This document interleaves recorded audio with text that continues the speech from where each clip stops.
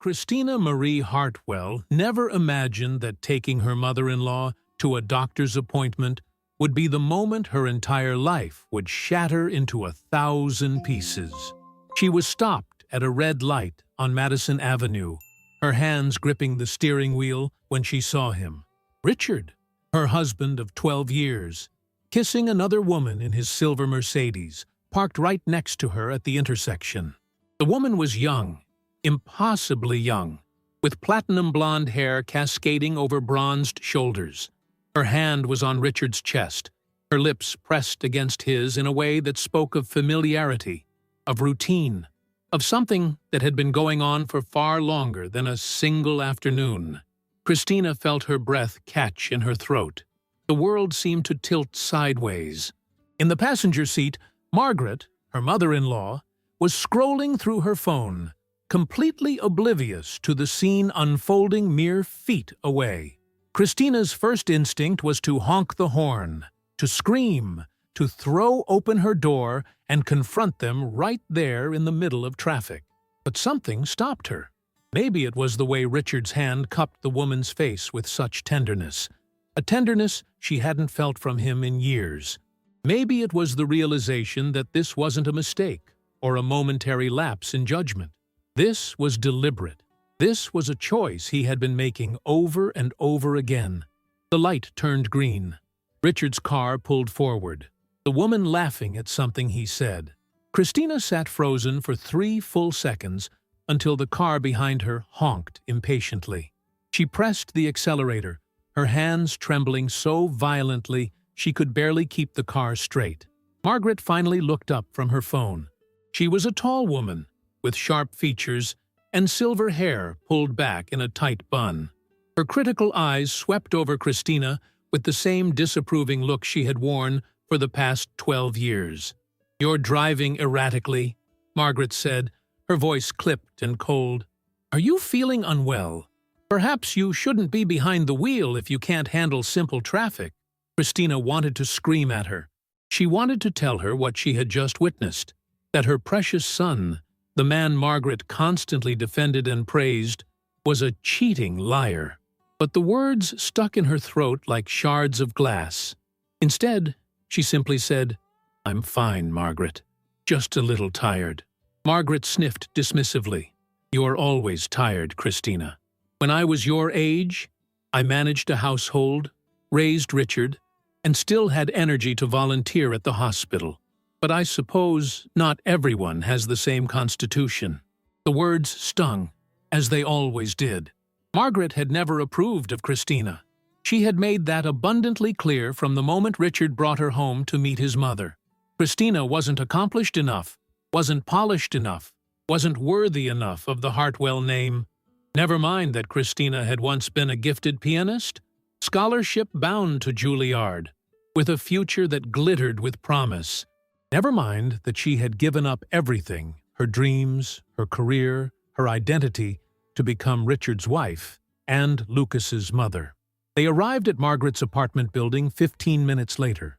It was an elegant brownstone in one of the better neighborhoods, the kind of place that spoke of old money and quiet privilege. Cristina helped Margaret out of the car, her mind still replaying the image of Richard and that woman, their lips locked together, his hand on her face. Margaret paused at the entrance to her building and turned back to Cristina with an expression that might have been concern on anyone else, but looked more like irritation on her angular features. "You really should see someone about these mood swings," Margaret said, adjusting her expensive leather handbag on her arm. "Richard mentioned you've been emotional lately. Perhaps a therapist could help, or medication. There's no shame in admitting you need help, Cristina." She said it as if Cristina were the problem, as if her emotions were some kind of character flaw that needed to be corrected. Before Cristina could respond, Margaret had already turned and walked into her building, the heavy door swinging shut behind her with a definitive thud. Cristina sat in her car for a long time after that, staring at nothing. The image of Richard kissing that woman played on an endless loop in her mind. She thought about the last time Richard had kissed her like that, with passion and desire and tenderness. She couldn't remember. Maybe it had been years. Maybe it had never been like that at all. Maybe she had been so desperate for love and stability after her father's death that she had convinced herself Richard's cool affection was enough. She had met Richard at a charity gala 13 years ago. She had been performing that night, playing Chopin on a grand piano under crystal chandeliers. Richard had approached her after her performance, handsome in his tailored suit, confident in the way that only men born into wealth and privilege can be. He had complimented her playing, bought her a drink, made her laugh. Within 6 months, they were engaged. Within a year, they were married. Within 2 years, Cristina's piano sat silent in the corner of their house, gathering dust, while she changed diapers and scheduled pediatrician appointments, and slowly, quietly, disappeared into the role of Richard's wife. When she finally drove home, the sun was beginning to set, casting long shadows across the manicured lawns of their suburban neighborhood. Their house was large and beautiful, with white columns and a perfectly maintained garden. It looked like a magazine spread, like the kind of home where happy families lived happy lives. But Cristina knew the truth. The house was a gilded cage, and she had been a prisoner in it for far too long. Inside, she found Lucas in the living room, his small frame curled up on the couch with his inhaler beside him. He was 9 years old, small for his age, with Richard's dark hair and Cristina's green eyes. He looked up when she entered, his face brightening immediately. "Mom, you're home! Can we make cookies tonight, please? The chocolate chip ones you make?" Cristina's heart clenched. Lucas was the one good thing in her life, the one pure and beautiful thing that had come from her marriage to Richard. She crossed the room and sat beside him, pulling him into her arms. He smelled like the lavender soap she used for his bath, and the faint medicinal scent of his asthma medication. "Of course we can, sweetheart," she said, pressing a kiss to the top of his head. "Chocolate chip cookies sound perfect." Lucas hugged her tightly. He was a sensitive child, attuned to emotions in a way that sometimes broke Cristina's heart. "Are you sad, Mom?" he asked quietly, his voice muffled against her shoulder. "You look sad." Cristina pulled back and forced a smile onto her face. "I'm not sad, baby. I'm just tired. But cookies will make everything better, won't they?" Lucas nodded, apparently satisfied with her answer, and bounded off toward the kitchen. Cristina followed more slowly, her mind still reeling from what she had seen at that traffic light. She spent the next hour helping Lucas measure flour and sugar, cracking eggs, stirring chocolate chips into the dough. The familiar motions were soothing, meditative. Lucas chattered happily about his day at school, about the book he was reading, about the science project he wanted to work on. Cristina listened and responded, but part of her mind was elsewhere, calculating, planning, trying to figure out what to do next. Richard came home at 8 o'clock, his tie loosened, his jacket slung over one arm. He looked tired but satisfied. The way he always did after a long day at the medical clinic, he co-owned with 3 other partners. The clinic was his pride and joy, his greatest accomplishment. He talked about it constantly, about the patients they served, the money they made, the respect they commanded in the community. He kissed Lucas on the forehead and ruffled his hair. "Hey, buddy, how was school?" Lucas launched into the same stories he had already told Cristina, and Richard listened with what appeared to be genuine interest. He was good at that, Cristina thought bitterly. He was good at playing the role of devoted father, caring husband, upstanding citizen. He was good at pretending. When Lucas finally went upstairs to get ready for bed, Richard turned to Cristina. "I need to talk to you about something," he said, his tone casual, as if they were discussing the weather. "I have a business conference next week, in Chicago. I'll be gone for 4 days, Wednesday through Saturday." Cristina's hands stilled on the kitchen counter. "A business conference." "Right. That's fine," she said, keeping her voice neutral. "I'll manage things here." Richard studied her for a moment, his eyes narrowing slightly. "Are you feeling all right? You seem off tonight." This was her moment. She could confront him right now. She could tell him what she had seen, demand answers, force the truth into the open. But something held her back. Maybe it was fear. Maybe it was the memory of Margaret's words, the suggestion that Cristina was the one who was unwell, the one who needed help. Maybe it was the cold, calculating part of her brain that was already forming a plan, already realizing that confronting Richard now would give him time to prepare, to lie, to twist the narrative in his favor. So instead, she said, "I saw Margaret today. She mentioned I should see a therapist. Do you think I need therapy, Richard?" Richard's expression shifted, becoming gentler, more concerned. It was the look he used on difficult patients, she realized. The look that said, "I'm here to help you. Trust me. I think therapy could be beneficial for you, Cristina. You've been under a lot of stress, taking care of Lucas, managing the house, dealing with my mother. It's a lot. There's no shame in getting professional help." He reached out and touched her shoulder, and Cristina had to suppress the urge to flinch away. This was the man who had kissed another woman at a traffic light. This was the man who was lying to her face with such ease and confidence. "I'll look into it," she said quietly. Richard smiled. "Good. I'm glad we're on the same page." He glanced at his watch. "I have some work to finish up in my office. Don't wait up for me." He disappeared down the hallway, leaving Cristina alone in the kitchen. She stood there for a long time, her mind racing. Then, slowly, deliberately, she pulled out her phone and opened her browser. She searched for 3 words: private investigator recommendations. That night, after Lucas was asleep and Richard was still locked in his office, Cristina lay in bed staring at the ceiling. She thought about the woman in Richard's car, young and beautiful and blonde. She thought about the years she had spent making herself smaller, quieter, less, so that Richard could be more.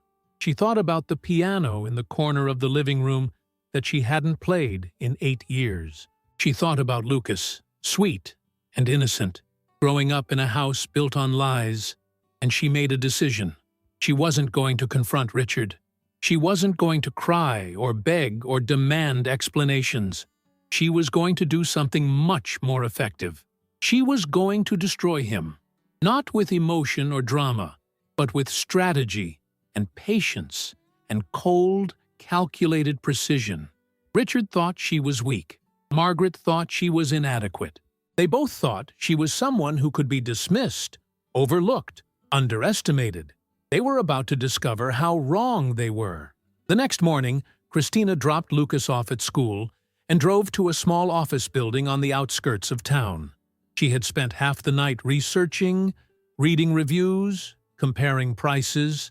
She needed someone good but affordable, someone who wouldn't ask too many questions but would get results. She found him on the 3rd floor, in an office that smelled like coffee and old paper. His name was Frank Morrison, 64 years old, a retired police detective who now worked as a private investigator. His rates were reasonable, his reviews were excellent, and he had a face that looked like it had seen everything and been surprised by nothing. Cristina sat across from him in a worn leather chair and told him everything: the traffic light, the woman, Richard's upcoming trip to Chicago. Frank listened without interrupting, his weathered hands folded on the desk in front of him. When she finished, he was quiet for a moment, his sharp blue eyes studying her carefully. "What exactly do you want from me, Mrs. Hartwell?" he asked finally. "Do you want proof of the affair for a divorce? Do you want to know who she is? Do you want surveillance during his trip?" Cristina took a deep breath. "I want everything," she said. "I want to know who she is, where they meet, how long this has been going on. I want evidence, photos, video, whatever you can get. And yes, I want surveillance during his Chicago trip. I have a feeling he's not actually going to a conference." Frank nodded slowly. "That's going to take time and money. My rate is $150 an hour, plus expenses." Christina's stomach dropped. She didn't have that kind of money. Richard controlled their finances, gave her an allowance for household expenses that he monitored carefully. She had maybe $2,000 in her personal account, money she had saved carefully over months by cutting corners on groceries and clothes. How much do you think this would cost total?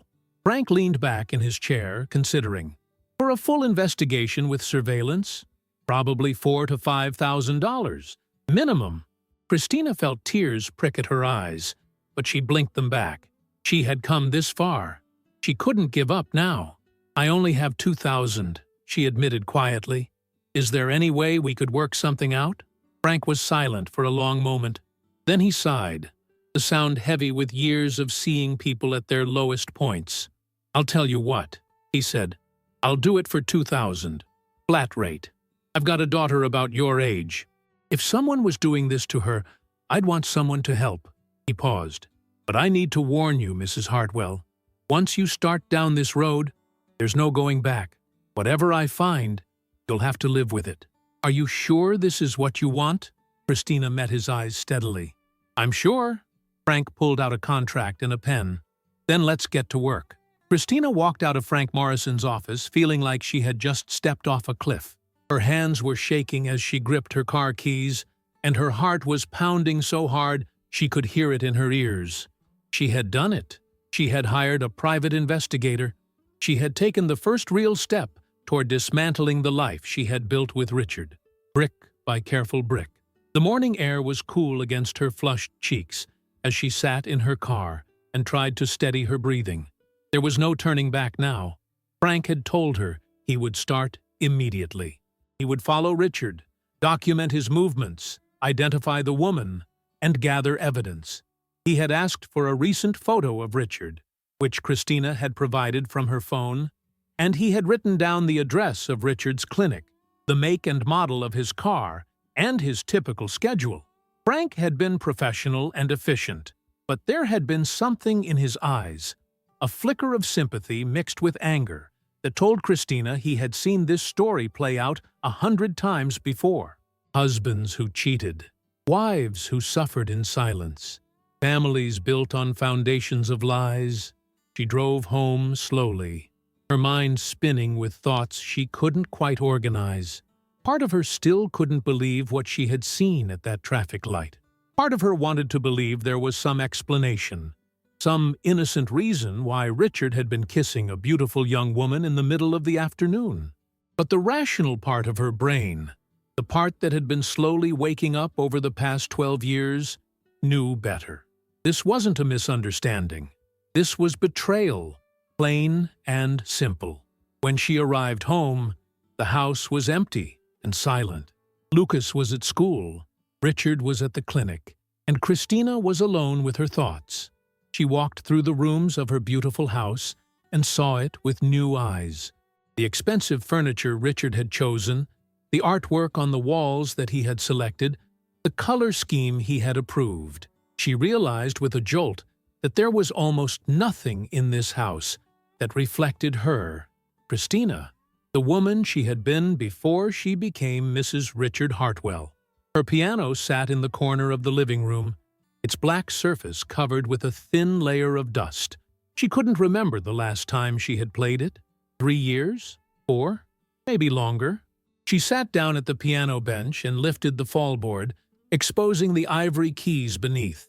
They felt foreign under her fingers, like meeting an old friend who had become a stranger. She pressed down on middle C, and the sound rang out clear and true in the silent house. Then she played a simple scale, then a chord progression, then the opening bars of Claire de Lune. Her fingers remembered what her mind had forgotten. The muscle memory was still there, buried beneath years of neglect and suppression. As she played, tears began to stream down her face. She cried for the girl she had been at 24, brilliant and talented and full of dreams. She cried for the woman she had become, diminished and exhausted and invisible.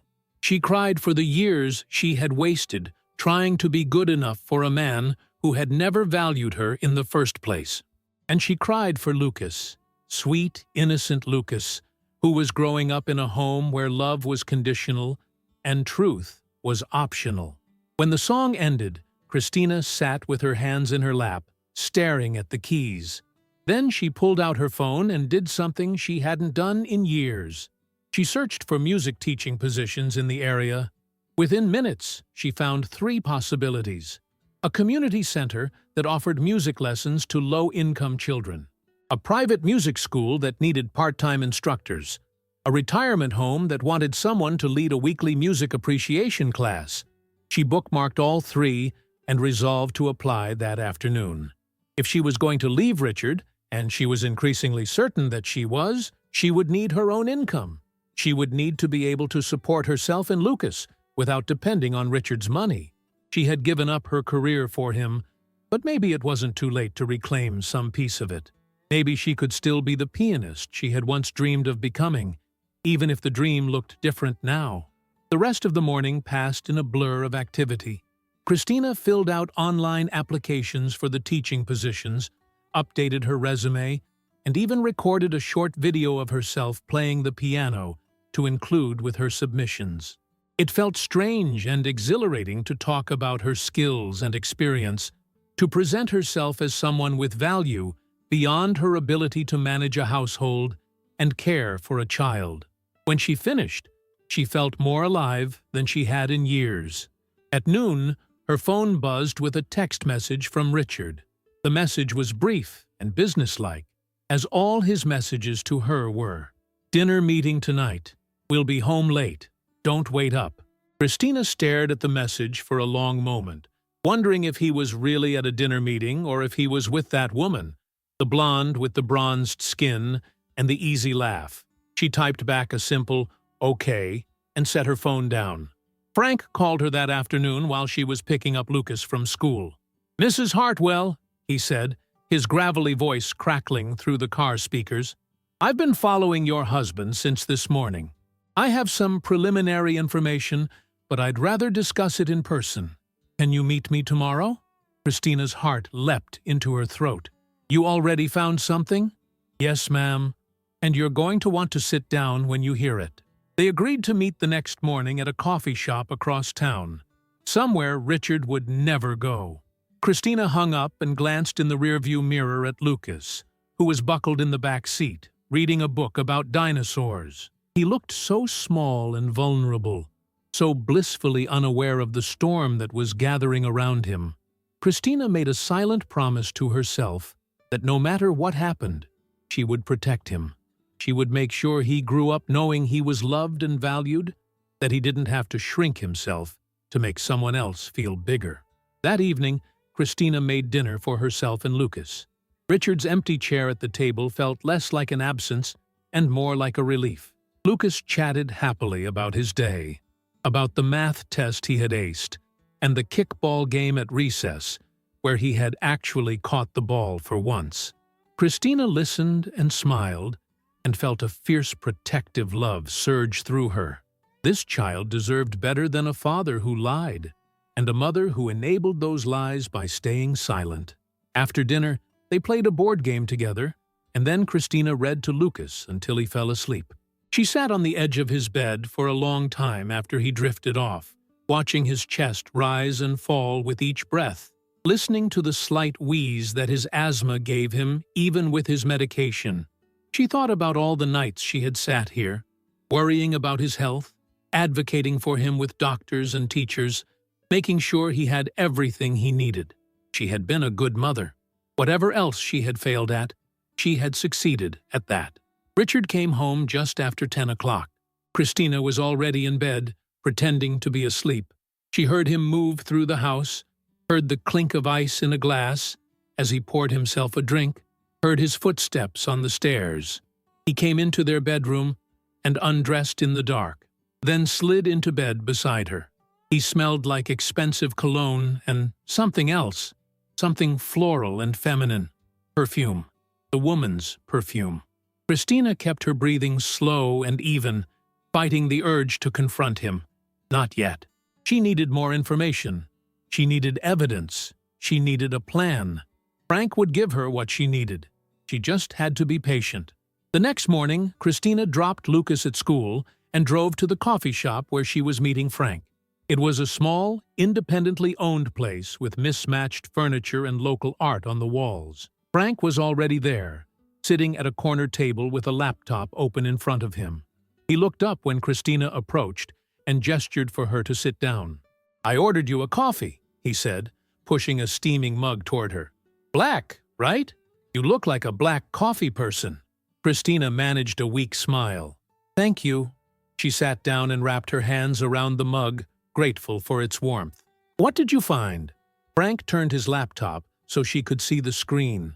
On it was a photograph of Richard standing outside an upscale spa, the kind of place that charged $300 for a massage. He was checking his watch, looking around as if waiting for someone. The timestamp on the photo showed it had been taken yesterday afternoon at 2:30. "That's the Serenity Day Spa on Elmwood Avenue," Frank said. "Very exclusive, very expensive. Your husband arrived at 2:25 and went inside at 2:35. He stayed for exactly 2 hours. When he came out, he was with this woman." Frank clicked to the next photo, and Cristina's breath caught. It was her, the blonde from the traffic light. She was wearing yoga pants and a sports bra, her hair pulled back in a ponytail, her skin glowing. She was laughing at something Richard had said, her hand on his arm in a gesture of easy intimacy. They looked comfortable together. They looked like a couple. "Her name is Amber Rose Bennett," Frank continued. "She's 26 years old. She's a personal trainer and fitness influencer with about 80,000 followers on Instagram. She posts workout videos, nutrition tips, sponsored content for athletic wear. She's never been married, no kids, lives in a high-rise apartment downtown that costs about $3,000 a month, which is interesting because according to her tax returns, which I may or may not have access to through certain channels, she only makes about $40,000 a year from her legitimate business." Cristina looked up sharply. "You're saying Richard is paying for her apartment?" Frank shrugged. "I'm saying the math doesn't add up. And in my experience, when the math doesn't add up, there's usually a reason. But I'll need more time to confirm that." He clicked through several more photos. Richard and Amber leaving the spa together. Richard kissing Amber goodbye next to her car. Richard driving away, alone. They meet every Wednesday afternoon at that spa. Frank said, "I did some checking with a contact I have who works there. They've been coming in together for the past 6 months. They have a couple's massage package reserved in a private suite. Very romantic." Cristina felt like she might be sick. 6 months. He had been seeing this woman for at least 6 months, probably longer. All those Wednesday evenings when he came home claiming to be exhausted from work. All those times he had been short with her, impatient with Lucas, distant and distracted. He had been thinking about Amber. He had been planning his next encounter with her, and Cristina had been completely oblivious. "There's more," Frank said quietly. "I followed them yesterday evening. They didn't go to a business dinner. They went to an Italian restaurant called Lavender. It's about 30 miles outside of town. Very upscale, very private. The kind of place you go when you don't want to be seen. I got photos of them there too. Very cozy, very affectionate." He showed her the pictures. Richard and Amber at a candlelit table, holding hands across the white tablecloth. Richard feeding Amber a bite of dessert.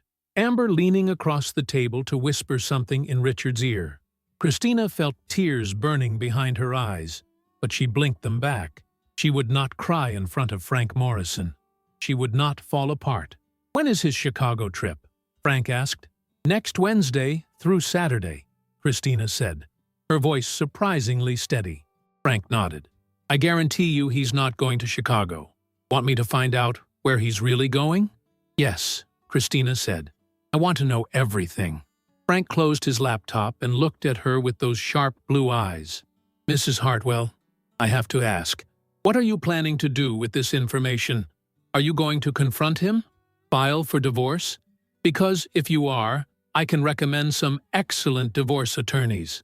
Cristina was quiet for a long moment, her mind working through possibilities and scenarios. Then she said, "I'm not ready to confront him yet. I want more information first. I want to know exactly what I'm dealing with before I make my move." Frank studied her carefully. "You're planning something." "Maybe," Cristina said. Is that a problem? Frank smiled, just a little. No, ma'am. That's not a problem at all. In fact, I think I like your style. He pulled out a notebook and a pen. Tell me what you need, and I'll see what I can do. Cristina took a deep breath and began to speak. She told Frank about Richard's business, about the clinic and his partners. She told him about Margaret and her constant criticism. She told him about Lucas and his asthma, and her fear of what a contentious divorce might do to him. And as she spoke, a plan began to form in her mind. Not a plan for confrontation or drama, but a plan for something much more satisfying. A plan for justice. When she left the coffee shop an hour later, Cristina felt like a different person. She felt powerful. She felt focused. She felt, for the first time in years, like she was in control of her own life. Richard had underestimated her. He thought she was weak and dependent and too afraid to stand up for herself. He was about to learn how wrong he was. That afternoon, Cristina received an email from the Community Music Center. They wanted to interview her for the part-time teaching position. Her heart soared as she read the message. She immediately responded, confirming her availability, and then spent the next hour preparing for the interview. She chose an outfit, practiced what she would say, rehearsed answers to potential questions. This was her chance to reclaim a piece of herself, to be more than just Richard's wife and Lucas's mother. She was Cristina Marie Hartwell, pianist and teacher, and she was done being invisible. The interview was scheduled for Friday morning. Cristina arrived 15 minutes early, dressed in a simple but elegant navy dress, her hair pulled back in a low bun. The director of the music center, a woman named Patricia Chen, greeted her warmly and led her to a small practice room with a piano. Patricia was in her 50s, with kind eyes and an easy manner that immediately put Cristina at ease. "I was very impressed with your application," Patricia said, settling into a chair. "Your credentials are exceptional. Juilliard scholarship, performances at Carnegie Hall, chamber music experience. That's quite a resume. May I ask why you stopped performing?" Cristina had prepared for this question, but it still stung to answer it. "I got married and had a son," she said simply. "Family became my priority, and I stepped away from music for a while. But I'm ready to come back now. I miss it. And I think I have something valuable to offer students, especially young students who are just discovering their love of music." Patricia nodded thoughtfully. "Would you be willing to play something for me? Just so I can get a sense of your current skill level." Cristina moved to the piano and sat down. Her hands found the keys without hesitation, and she began to play. She chose Chopin's Nocturne in E-flat major, a piece she had performed at her Juilliard audition all those years ago. The notes flowed from her fingers like water, and for those few minutes, she was transported back to a time when music was everything, when she believed anything was possible. When she finished, there was a moment of silence. Then, Patricia smiled, and there were tears in her eyes. "That was beautiful," she said softly. "Absolutely beautiful. When can you start?" Cristina felt joy bubble up inside her, pure and bright. "Whenever you need me." "How about next Monday? We have an opening for a beginner piano class, ages 6 to 10, 3 afternoons a week, 2 to 4:30. The pay is $18 an hour to start. Does that work for you?" It wasn't much money, but it was a start. It was independence. It was hers. "That works perfectly," Cristina said. As she drove home that afternoon, Cristina felt lighter than she had in years. She had a job. She had a purpose beyond serving Richard's needs and managing his household. She had taken the first step toward building a life that belonged to her and her alone. And with Frank Morrison working behind the scenes, gathering evidence and documenting Richard's betrayal, she was finally in a position to do something about the wreckage of her marriage. When Lucas came home from school that day, Cristina swept him into a hug and announced that they were celebrating. "Celebrating what?" Lucas asked, his green eyes bright with curiosity. "I got a job teaching music," Cristina said. I'm going to be a piano teacher starting next week. Lucas's face lit up. That's awesome, Mom. Can you teach me? I want to learn piano too. Cristina laughed, feeling tears of happiness prick at her eyes. Of course I can teach you, baby. We'll start this weekend. That night, Richard came home at his usual time, and they had dinner together as a family. Cristina played her role perfectly. The dutiful wife serving her husband, asking about his day, nodding at his responses. But inside, she was counting down. Wednesday was 5 days away. Wednesday, when Richard would leave for his supposed business trip to Chicago. Wednesday, when Frank Morrison would follow him and find out the truth. Wednesday, when Cristina would begin to execute the plan that was forming in her mind, piece by careful piece. The weekend passed in a strange duality of normalcy and tension. On the surface, everything looked ordinary. Cristina made breakfast, cleaned the house, took Lucas to the park on Saturday afternoon, where they fed ducks at the pond, and he ran around until his cheeks were flushed, and his breathing required an extra puff from his inhaler. Richard spent most of Saturday at the clinic, claiming they had a backlog of paperwork and billing issues that needed attention. He came home in the evening, ate the dinner Cristina had prepared, watched television for an hour, and went to bed. Sunday followed the same pattern, except Richard played golf with one of his business partners in the morning and returned home smelling like grass and expensive scotch. But beneath this veneer of domestic routine, Cristina's mind was working constantly, turning over possibilities and scenarios, planning her next moves like a chess player thinking several steps ahead. She had started a notebook, hidden in the back of her closet behind old shoeboxes, where she wrote down everything Frank told her, everything she observed, every detail that might become useful later. She noted the times Richard left the house and returned. She documented the excuses he gave for his absences. She tracked his moods, his phone usage, the way he became more animated and distracted as Wednesday approached. On Sunday evening, after Lucas was in bed, Cristina sat at her piano and played for an hour. She had forgotten how therapeutic music could be, how it could calm the chaos in her mind and give voice to emotions she couldn't express in words. Richard appeared in the doorway halfway through her practice, his arms crossed over his chest, watching her with an expression she couldn't quite read. "You're playing again," he said when she paused between pieces. It wasn't a question, just an observation. "Yes," Cristina said, turning on the piano bench to face him. "I got a teaching job at the Community Music Center. I start tomorrow." Richard's eyebrows rose slightly. "A teaching job? When did this happen?" "I had an interview on Friday. They offered me the position on the spot." Cristina kept her voice neutral, matter of fact. "It's part-time, 3 afternoons a week. It won't interfere with taking care of Lucas or managing the house." Richard was silent for a moment, his jaw working as if he were chewing on something unpleasant. Finally, he said, "I'm not sure that's a good idea, Cristina. You have responsibilities here. Lucas needs you. The house needs you. And with my schedule being so demanding, I need to know you're available when I need you." Cristina felt anger flare in her chest, hot and bright, but she tamped it down. She couldn't show her hand yet. "The classes are from 2 to 4:30, Monday, Wednesday, and Friday," she said calmly. "Lucas doesn't get out of school until 3:15, and you're never home before 6. It won't affect anything." "What about Wednesday?" Richard pressed. "I'm leaving Wednesday morning for Chicago, remember? What if Lucas needs something while I'm gone and you're not available?" Cristina met his eyes steadily. "He'll be at school while I'm teaching, and I'll have my phone with me. If there's an emergency, the school can reach me immediately. This isn't any different from when you're at work and unavailable." Richard's expression hardened.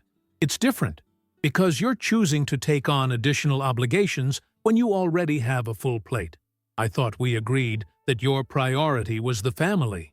"I don't remember agreeing to give up every part of myself," Cristina said quietly. "I had a career once, Richard, a promising one. I gave it up for you, for us, for Lucas. Is it really so terrible that I want to reclaim a small piece of it? Richard sighed, the sound heavy with exasperation. This is exactly what my mother was talking about. You've been different lately, Cristina. Emotional, making impulsive decisions.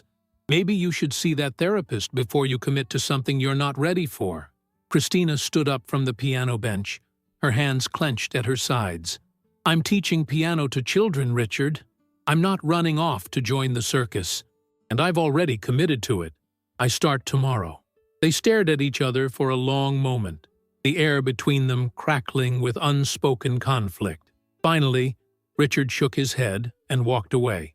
Do what you want, he said over his shoulder. You always do, anyway. Cristina watched him go, feeling a mixture of triumph and sadness. This was who they had become. Two people living in the same house, sleeping in the same bed, but existing in completely separate worlds. And the worst part was that Richard didn't even see it. He was so wrapped up in his own life, his own desires, his own selfish choices, that he couldn't perceive the slow disintegration of the woman standing right in front of him. Monday morning arrived with crisp autumn air and golden sunlight filtering through the trees. Cristina dropped Lucas at school, drove home to change into her teaching clothes, and then headed to the community music center for her first day of work. Her hands were shaking slightly as she parked her car, and her stomach was doing nervous flips. It had been so long since she had done anything that was just for her, just about her skills and talents and worth as an individual. She felt like she was stepping into a new identity, or maybe reclaiming an old one that had been buried for too long. The music center was housed in a converted warehouse, with high ceilings, exposed brick walls, and large windows that let in floods of natural light. Inside, it smelled like wood polish and sheet music and possibility. Patricia greeted her warmly and gave her a quick tour, showing her the practice rooms, the instrument storage, the small kitchen where teachers could make coffee and eat lunch. Then she led Cristina to the room where she would be teaching, a bright space with 6 keyboards arranged in a semicircle and a grand piano at the front. Your first class starts at 2, Patricia said. You'll have 5 students today. They're all beginners, ages 6 to 9. Their parents should have told them basic expectations and behavior. But this is their first real structured music class, so be patient and have fun. That's the most important part. Cristina's first class exceeded her expectations. The 5 children were eager and energetic, their small hands fumbling over the keys as she taught them the names of the notes and the basics of posture and hand position. One little girl, a 7-year-old named Emma with bouncing curls and gap-toothed smile, showed particular promise. She listened intently to every instruction and practiced each exercise with fierce concentration. By the end of the 2.5 hours, Cristina was exhausted but exhilarated. This was what she had been missing, this sense of purpose, of contributing something meaningful, of using the gifts she had been given. She arrived home just in time to pick up Lucas from school. He was full of questions about her first day, and Cristina answered them all enthusiastically as they drove home together. When they got to the house, she made him a snack and helped him with his homework, and then they spent an hour at the piano together. Lucas was a natural, his fingers nimble and his ears sharp. He learned quickly and laughed often, and Cristina felt her heart swell with pride and love. That night, Richard came home late again, claiming he had been finishing preparations for his Chicago trip. He barely looked at Cristina during dinner, barely spoke except to answer Lucas's questions about the conference he claimed he was attending. Cristina watched him push food around his plate, distracted and distant, and knew with absolute certainty that he was thinking about Amber, about the trip they were actually taking together, wherever it was they were really going. The lies sat between them like a third person at the table, invisible but undeniable. Tuesday passed in similar fashion. Cristina taught another class at the music center, this one with slightly older children who already had some basic knowledge. She came home energized and fulfilled, made dinner, spent time with Lucas, and maintained the careful facade of normalcy. Richard was increasingly distracted, checking his phone constantly, taking calls in his office with the door closed. He packed his suitcase Tuesday evening, laying out expensive suits and dress shirts as if he really were going to a business conference. Cristina watched from the doorway of their bedroom, her face neutral, her mind cataloging every detail. "What time is your flight tomorrow?" she asked, keeping her tone casual. 7:30 in the morning, Richard said, without looking up from his packing. "I'll need to leave here by 5. I already called a car service to pick me up." "I didn't want to wake you that early." "How considerate," Cristina thought bitterly. "Will you be able to call Lucas before bed each night? You know how he worries when you're away." Richard zipped up his suitcase and turned to look at her. For a brief moment, she thought she saw something like guilt flicker across his face, but it was gone so quickly she might have imagined it. "Of course, I'll call every night. I promise." Promises, Cristina thought. How easily they fell from his lips. How little they actually meant. Wednesday morning arrived dark and cold, the sun not yet risen when Cristina heard Richard moving around downstairs. She stayed in bed, eyes closed, listening to the sounds of him leaving. The front door opened and closed. The car service pulled away from the curb. And just like that, he was gone. Off to his secret rendezvous with Amber, leaving Cristina behind to maintain his household and raise his child, and pretend everything was fine. Cristina lay in bed for another 10 minutes, then got up and immediately called Frank Morrison. He answered on the second ring, his voice alert despite the early hour. "Mrs. Hartwell, I've been waiting for your call. I followed your husband to the airport. He didn't fly to Chicago. He flew to Miami. First-class ticket on Delta, departing at 7:45. I'm on the same flight, 3 rows behind him. I'll let you know what I find." Miami, of course. The kind of place where a man and his mistress could disappear into luxury hotels and warm beaches and pretend the rest of the world didn't exist. Cristina thanked Frank and hung up, her mind already moving to the next phase of her plan. She had 4 days while Richard was gone. 4 days to set things in motion. 4 days to prepare the trap that would eventually destroy him. She got Lucas ready for school, made him breakfast, and drove him to his classroom. Then she returned home and sat down at her kitchen table with her laptop and her hidden notebook. She had done research over the past few days, careful research about Richard's clinic and his business partners. The clinic was called Hartwell and Associates Medical Center, and Richard owned 25% of it. His 3 partners each owned 25% as well. One of those partners was a woman named Dr. Helen Rodriguez, a sharp and respected physician who had a reputation for running a tight ship and tolerating no nonsense. Cristina had never met Dr. Rodriguez, but she knew Richard was slightly intimidated by her. He had mentioned her several times over the years, always with a mixture of respect and wariness. Dr. Rodriguez was the kind of woman who commanded attention, who didn't suffer fools, who expected excellence and integrity from everyone around her.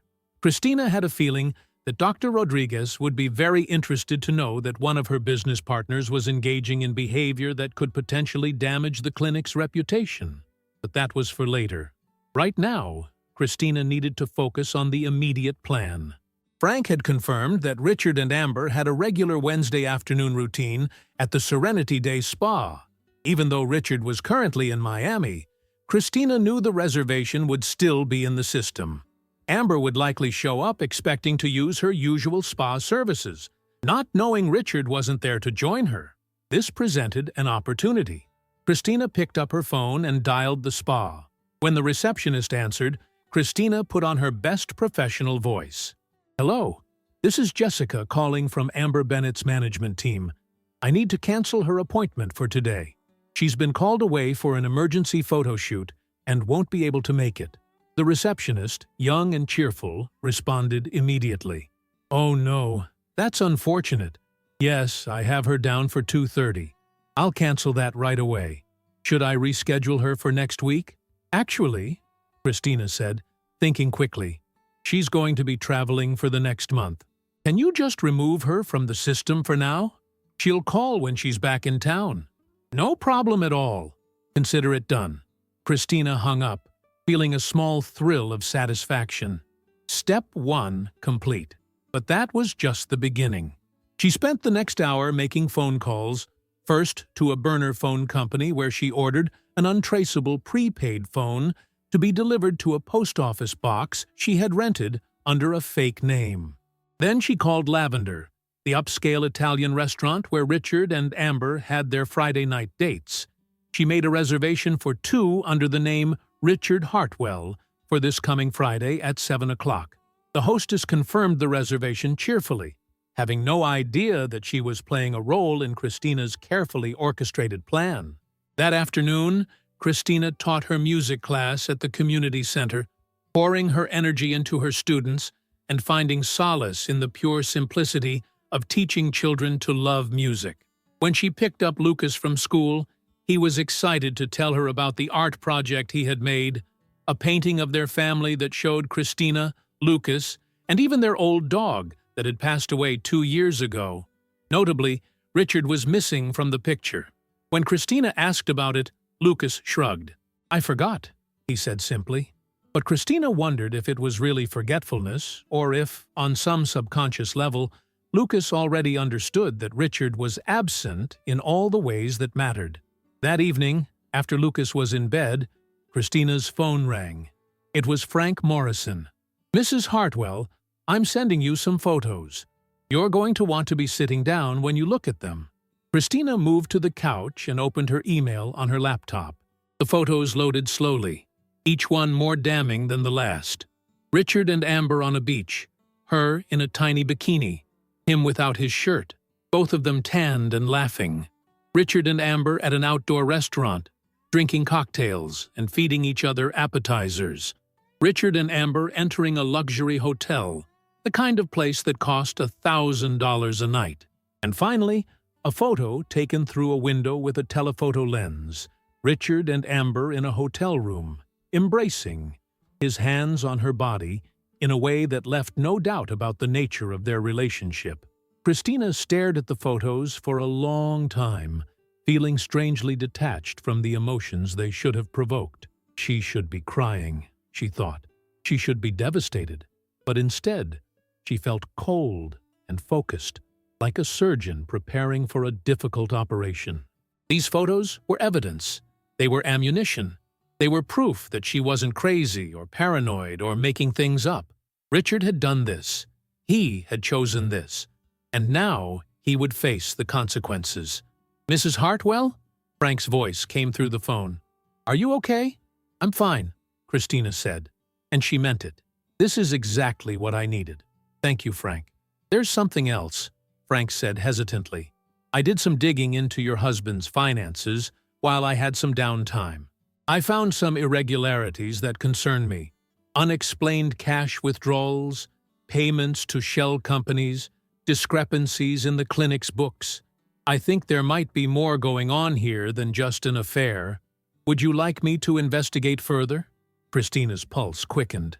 "Yes, I want to know everything. It's going to take some time and it might cost extra. This kind of financial investigation requires some specialist help." "Do whatever you need to do," Cristina said firmly. "Money is not an issue." She didn't actually have more money, but she would find it somehow. She would sell jewelry, take out a credit card, do whatever it took. If Richard was not only cheating, but also doing something illegal or unethical with his business, she needed to know about it. After she hung up with Frank, Cristina sat in the quiet darkness of her living room and thought about the path she was on. There was still time to turn back. She could confront Richard, demand couples counseling, try to save the marriage for Lucas's sake. That's what Margaret would tell her to do. That's what society expected of her. Stand by your man. Forgive and forget. Keep the family together at all costs. But Cristina was done doing what other people expected. She was done sacrificing herself on the altar of other people's comfort. Richard had made his choice when he kissed Amber at that traffic light. when he booked spa appointments and romantic dinners and weekend getaways to Miami. He had chosen to lie and cheat and betray the vows he had made. And now Cristina was making her own choice. She was choosing herself. She was choosing truth. She was choosing to fight back. Thursday and Friday passed in a blur of activity and anticipation. Cristina taught her music classes, spent time with Lucas, maintained the house, and waited. Richard called each evening as promised, speaking to Lucas for a few minutes, and then briefly to Cristina. His voice was cheerful and relaxed, completely convincing in his role as busy conference attendee. He told elaborate lies about keynote speakers and networking sessions and business dinners, and Cristina listened and responded appropriately, all while knowing exactly where he really was and what he was really doing. Frank sent more photos. Richard and Amber jet skiing. Richard and Amber at a nightclub. Richard and Amber shopping in expensive boutiques. Richard's credit card paying for bags and shoes and designer clothes. Each photo was another nail in Richard's coffin, another piece of evidence that would eventually bury him. On Friday afternoon, Cristina put the next phase of her plan into motion. Friday afternoon, Cristina sat in her car outside a small theater company on the edge of downtown, watching college students come and go from the building. She had spent the previous evening researching, looking for someone who could help her with the next part of her plan. What she needed was someone young, someone who could act, someone who needed money and wouldn't ask too many questions. She had found her answer in an online forum for local theater students, where a young woman named Sophie Martinez had posted that she was looking for any kind of paid work to help cover her tuition.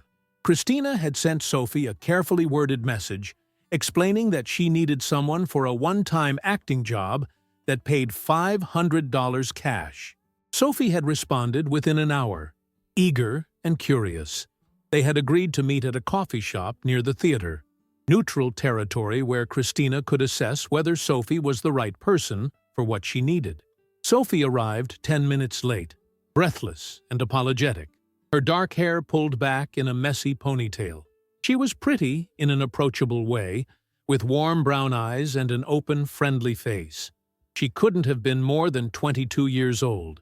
They ordered coffee and found a quiet corner table where they could talk without being overheard.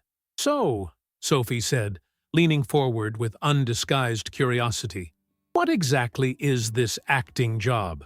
Your message was kind of mysterious." Cristina took a sip of her coffee, choosing her words carefully.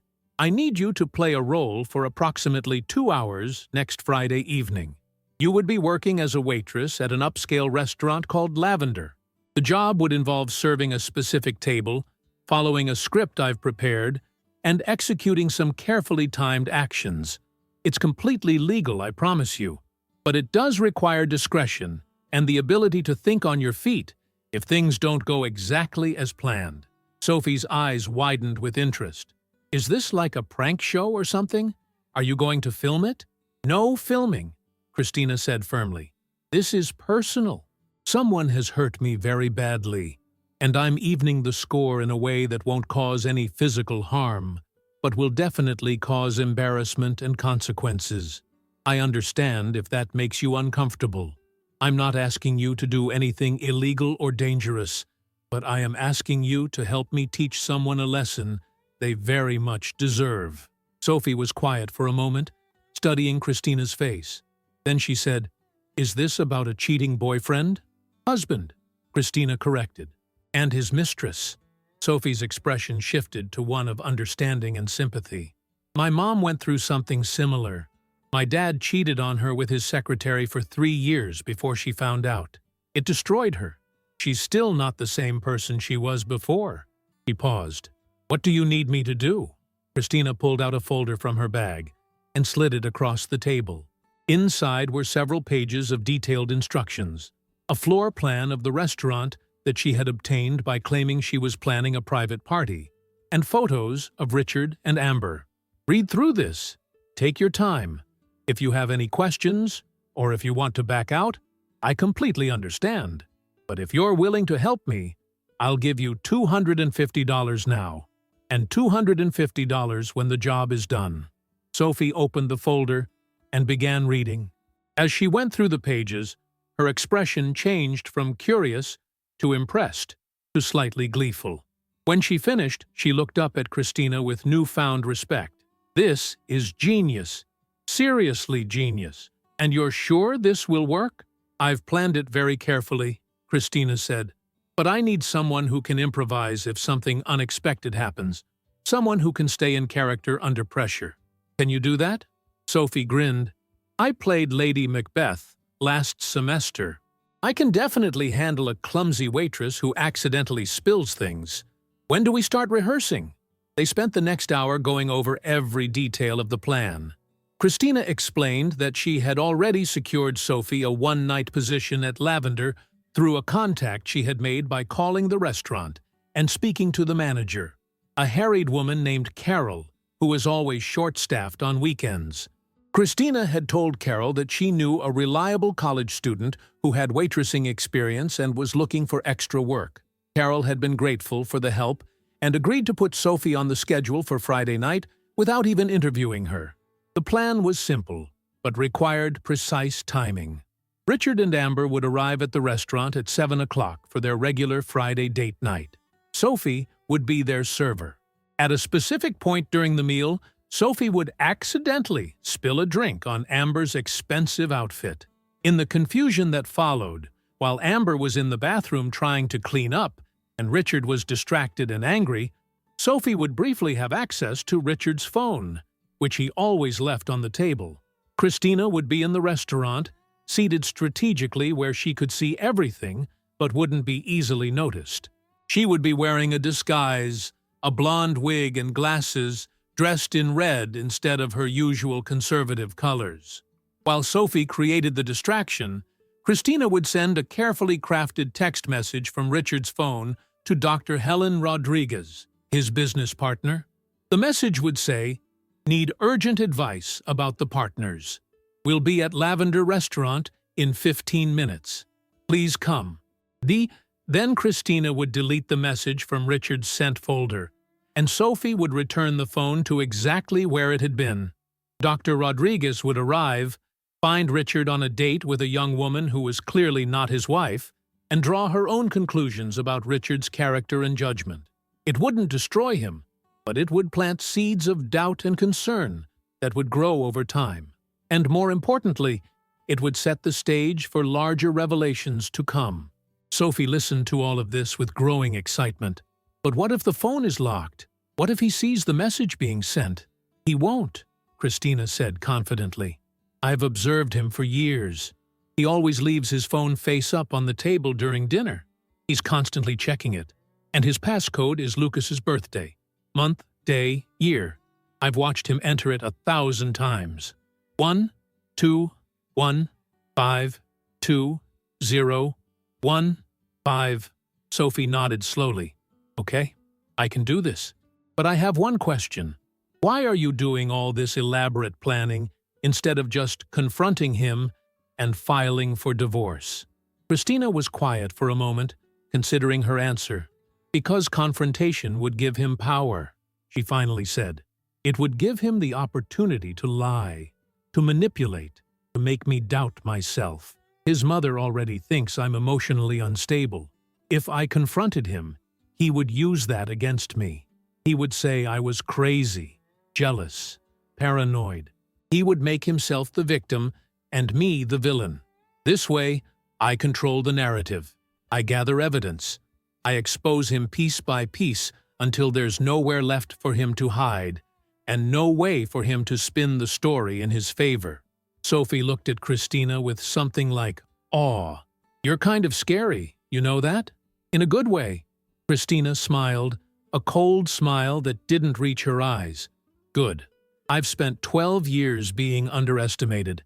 It's time people started taking me seriously."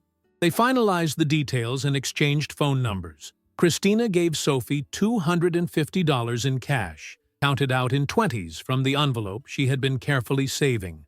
Then they parted ways, Sophie heading back to her classes and Cristina heading home to pick up Lucas from school. That evening, Richard called as usual. He sounded tired, but happy, his voice warm in a way it rarely was when he spoke to Cristina. He told Lucas about the conference sessions he had allegedly attended, about the colleagues he had supposedly networked with, about how much he missed his boy and couldn't wait to be home. Lucas chattered excitedly about his week, about his piano lessons with Cristina, about the new book he was reading. When it was Cristina's turn to talk to Richard, she kept it brief and pleasant. "How's the conference?" she asked, injecting just the right amount of interest into her voice. "Productive," Richard said. "Lots of good information about new medical technologies and practice management strategies. I think it's going to be really beneficial for the clinic." Lies. All lies. He was probably lying in bed next to Amber at that very moment, her head on his chest, his fingers playing with her hair. The image made Cristina feel sick, but she kept her voice steady. "That's wonderful. When does your flight get in tomorrow?" "Around 3 in the afternoon. I'll take a cab home from the airport. No need for you to pick me up." "All right. We'll see you when you get here. Lucas is excited to show you his piano progress. Looking forward to it. Love you." The words were automatic, meaningless.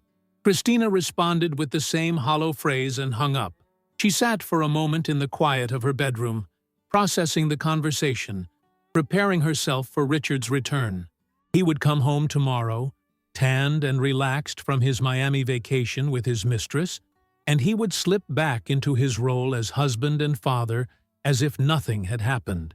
And Cristina would play her role too, at least for a little while longer, just until all the pieces were in place. Saturday afternoon, Richard arrived home exactly as planned. He looked good, Cristina had to admit, rested and happy, his skin slightly bronzed from the Miami sun. He hugged Lucas enthusiastically and listened with apparent interest as their son demonstrated what he had learned on the piano over the past week.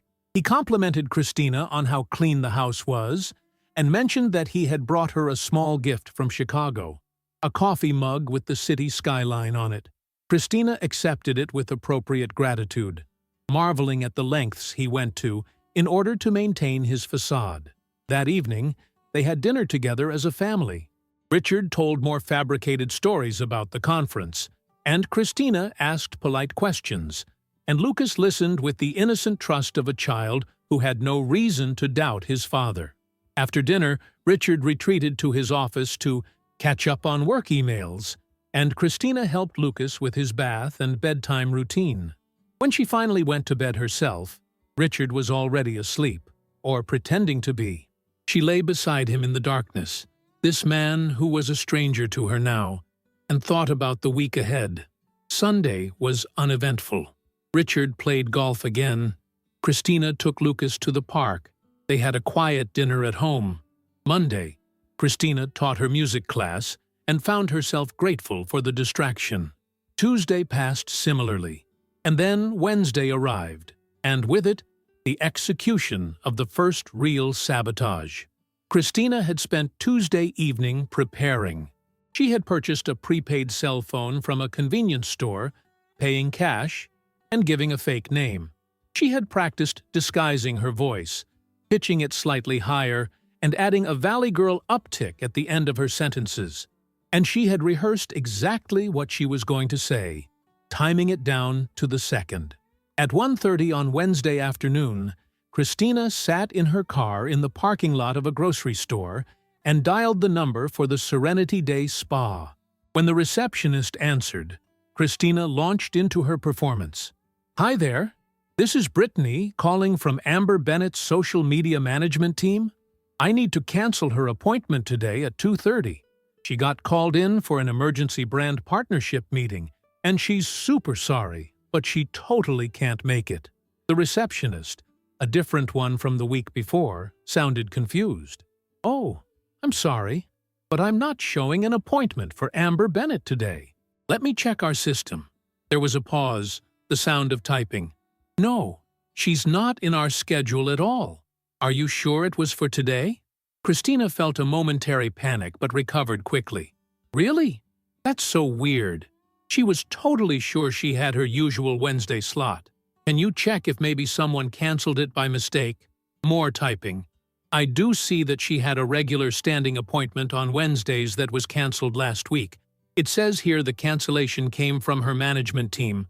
Was that not you? Oh my gosh, no. There must have been a mix-up in our office. Is there any way she could get in today? Like, any slot at all? She's really stressed and she really needs this massage. The receptionist sighed. I'm sorry, but we're completely booked. Our next availability is in 2 weeks. I can schedule her for then, if you'd like. This wasn't going according to plan, but Cristina adapted. You know what? Let me check with Amber and get back to you. Thanks so much for your help. She hung up quickly, her mind racing. The cancellation from the previous week meant Amber wouldn't be at the spa today, but Richard still might go, expecting to meet her there. This could actually work in Cristina's favor. She called Frank Morrison. Frank, I need you to go to the Serenity Day Spa on Elmwood Avenue. Richard might show up there around 2:30 expecting to meet Amber. If he does, I want photos of him arriving, looking confused, and hopefully making phone calls. Can you do that? Already on it, Frank said. I've been following him all day. He left the clinic half an hour ago, and he's heading in that direction now. Cristina felt a surge of gratitude for Frank's thoroughness. Thank you. And Frank, after today, I'm going to need you to dig deeper into Richard's business finances. Whatever it costs, I'll find the money. I think there's something there, something bigger than the affair. I've already started, Frank said. And, Mrs. Hartwell, you're not going to like what I'm finding. Tell me, Frank hesitated. Not over the phone. Meet me tomorrow morning. Same coffee shop, 9 o'clock. I'll have a full report for you. Cristina agreed and hung up. She sat in her car for a long time, watching people come and go from the grocery store, ordinary people living ordinary lives, unaware that just a few cars away sat a woman whose entire existence was unraveling and rebuilding itself simultaneously. She thought about the girl she had been at 24, brilliant and naive, so certain that love and talent would be enough to carry her through life. She thought about the woman she was now, 36 and learning to be ruthless, discovering that she had a capacity for strategy and vengeance that she never knew existed. Her phone buzzed with a text from Frank. It was a photo of Richard standing outside the Serenity Day Spa, his phone pressed to his ear, his expression frustrated and confused. The timestamp showed 2:41 in the afternoon. Cristina saved the photo and added it to her growing collection of evidence. That evening, Richard came home in a foul mood. He was short with Lucas, barely touched his dinner, and spent most of the evening in his office with the door closed. Cristina could hear him on the phone, his voice low and angry, though she couldn't make out the words.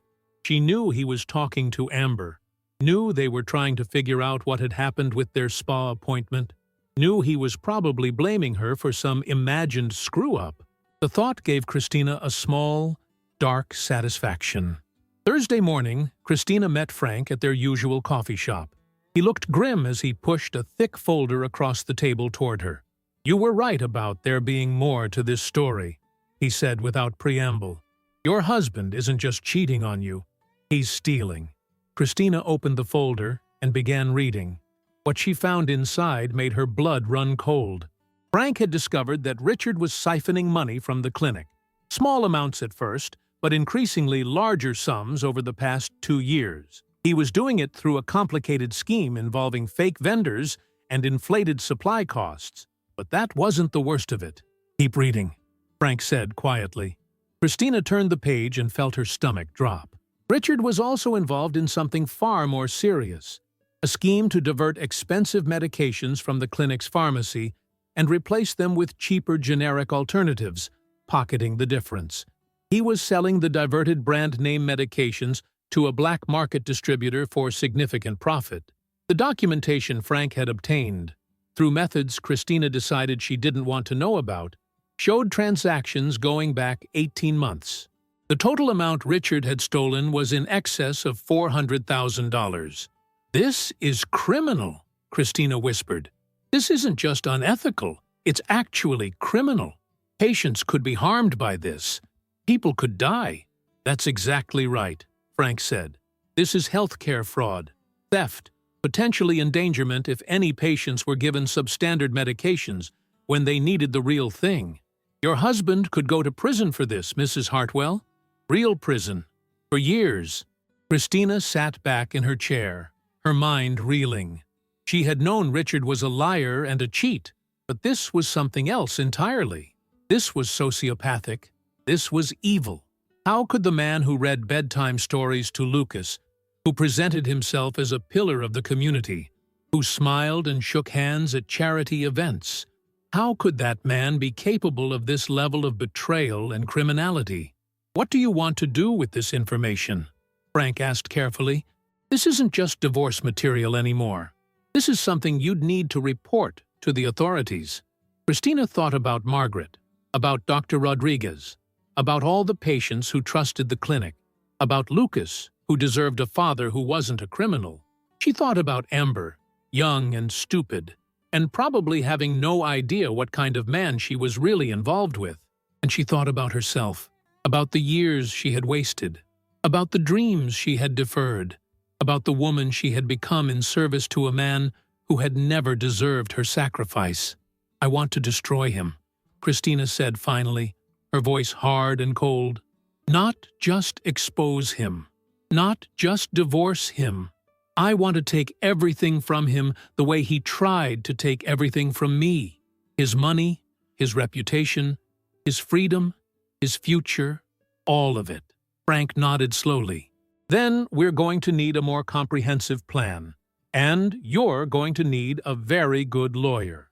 Cristina left the coffee shop that Thursday morning with Frank's folder clutched against her chest like a shield. Inside her car, she sat motionless for several minutes, staring through the windshield at nothing, her mind processing the enormity of what she had just learned. Richard wasn't simply an unfaithful husband. He was a criminal who had endangered patients, stolen hundreds of thousands of dollars, and built his comfortable life on a foundation of fraud and deception. The man who kissed their son goodnight, who attended parent-teacher conferences, who presented himself as a respected medical professional, was nothing more than a well-dressed thief. She drove home slowly, carefully, her hands gripping the steering wheel so tightly her knuckles turned white. When she arrived, the house felt different somehow, as if the walls themselves were complicit in Richard's lies. She walked through the rooms, seeing everything with new eyes. The expensive furniture, the artwork, the renovated kitchen, the landscaped yard. How much of this had been paid for with stolen money? How many patients had received inferior medications so that Richard could afford his mistress's apartment and his Miami vacations and his designer suits? Cristina made herself a cup of tea and sat at the kitchen table with Frank's folder spread out in front of her. She studied every document, every bank statement, every receipt. Frank had done thorough work. He had traced Richard's transactions through multiple accounts, documented his meetings with the black market distributor, a man named Vincent Caruso who ran a network of illegal pharmaceutical sales, and even obtained copies of altered invoices that showed the scheme in black and white. It was damning evidence, the kind that would hold up in court, the kind that would send Richard to prison for years. But Cristina didn't want to simply hand this information to the police and let the justice system take its course. That would be too quick, too clean, too merciful. Richard had humiliated her, diminished her, made her feel worthless and crazy and small. He had stolen years of her life, her career, her identity, and he had done it all while acting like she should be grateful, like she was the problem, like she was the one who needed therapy and medication and correction. No, she wanted him to experience the same slow unraveling she had endured. She wanted him to feel his world crumble piece by piece, to watch everything he valued slip through his fingers, to understand what it felt like to be powerless and exposed. She spent the rest of Thursday planning. She called Frank and told him to continue surveillance, to document everything Richard did, everyone he met with, every lie he told. She called a divorce attorney, whose name she had found through discreet online research, a woman named Patricia Reeves, who had a reputation for being aggressive and thorough. She made an appointment for the following Monday, telling the receptionist only that she needed to discuss a complex divorce involving potential criminal activity. And she called Sophie to confirm that everything was still set for Friday evening at Lavender Restaurant. Friday arrived with crystalline autumn weather, the kind of perfect day that felt almost mocking in its beauty. Cristina taught her music class in the afternoon, forcing herself to focus on her students, to be present and engaged and enthusiastic. Little Emma, the 7-year-old with the bouncing curls, was making remarkable progress. She had learned an entire simple song by heart and played it with such joy and pride that Cristina felt tears prick at her eyes. This was real, she thought. This mattered. Not the expensive house or the country club membership or the pretense of a perfect marriage. This moment, this child's happiness, this connection through music, this was what life was supposed to be about. After class, Cristina went home and prepared for the evening ahead. She had purchased a blonde wig from a costume shop, a straight, shoulder-length style that looked nothing like her natural wavy brown hair. She had bought new glasses with thick black frames that changed the shape of her face, and she had selected a red dress from the back of her closet, something she had bought years ago but never worn, because Richard had said it was too bold, too attention-seeking, not appropriate for a doctor's wife. She put on more makeup than usual, darker lipstick, heavier eyeshadow. When she looked in the mirror, she barely recognized herself. She looked like someone confident and dangerous, someone who knew exactly what she wanted and how to get it. Cristina arranged for Lucas to spend the night at his friend Matthew's house. She drove him there at 5:30, hugged him tight, and promised to pick him up in the morning. Lucas was excited about the sleepover, chattering about the video games they would play and the pizza they would eat. He didn't notice that his mother's hands were shaking or that her smile was strained. He simply kissed her cheek and ran inside, already calling for Matthew. At 6:30, Cristina parked her car 3 blocks away from Lavender Restaurant and walked the rest of the way. The evening air was cool and crisp, carrying the smell of autumn leaves and distant wood smoke. She could feel her heart pounding in her chest, adrenaline surging through her veins. This was it, the first real strike, the beginning of the end. Inside the restaurant, the atmosphere was elegant and intimate. Soft lighting, white tablecloths, the gentle murmur of conversation and clinking silverware. Cristina spotted Sophie immediately, dressed in the black pants and white shirt of the waitstaff, moving between tables with professional efficiency. Sophie caught Cristina's eye briefly and gave the tiniest nod of acknowledgement. Everything was in place. Cristina was seated at a corner table with a clear view of the entrance and the section where Richard's reservation was located. She ordered a glass of wine and a salad, something light that she could pick at while she waited. At 7:05, Richard and Amber arrived. Cristina watched them walk in together, Richard's hand on the small of Amber's back, possessive and intimate. Amber looked stunning in a white designer dress that probably cost $3,000, her blonde hair falling in perfect waves, her skin glowing with youth and expensive skin care. They were shown to their table, a romantic spot near the window, and Sophie materialized beside them with menus and water glasses. Cristina couldn't hear what they were saying, but she could see their body language. Richard was attentive and charming, leaning across the table to hold Amber's hand, making her laugh with whatever witty observations he was sharing. Amber gazed at him with undisguised adoration, twirling her hair around her finger, touching his arm at every opportunity. They looked like lovers, Cristina thought. They looked happy. The realization didn't hurt as much as she thought it would. Instead, she felt cold and focused, like a sniper lining up a shot. Sophie took their drink orders and disappeared toward the bar. When she returned, she set down a martini for Richard and a cosmopolitan for Amber. They toasted each other, glasses clinking, then returned to their conversation. Cristina watched and waited, her own wine untouched. 20 minutes passed. Sophie brought their appetizers, seared scallops for Richard, and bruschetta for Amber. Another 10 minutes. The restaurant filled with the dinner crowd, the noise level rising, creating perfect cover for what was about to happen. Then Sophie returned to their table with their main courses. She was carrying 2 plates, moving carefully through the crowded dining room. Cristina watched as Sophie approached their table, saw her adjust her grip on the plates, saw the moment of calculated clumsiness. Sophie's foot caught on the leg of a nearby chair, sending her stumbling forward. The plate in her right hand tilted dangerously, and the glass of red wine she had balanced on the edge of her tray tipped over, spilling directly onto Amber's pristine white dress. Amber shrieked, leaping to her feet as the red wine soaked into the expensive fabric, spreading across her lap and down the front of the dress like blood. The entire restaurant turned to look. Sophie began apologizing profusely, grabbing napkins, dabbing at the stain, making it worse. Amber was nearly hysterical, her voice rising to a pitch that was equal parts rage and dismay. Richard stood up, his face flushed with anger, demanding to speak to the manager. In the chaos, Cristina saw Sophie's hand move with practiced precision.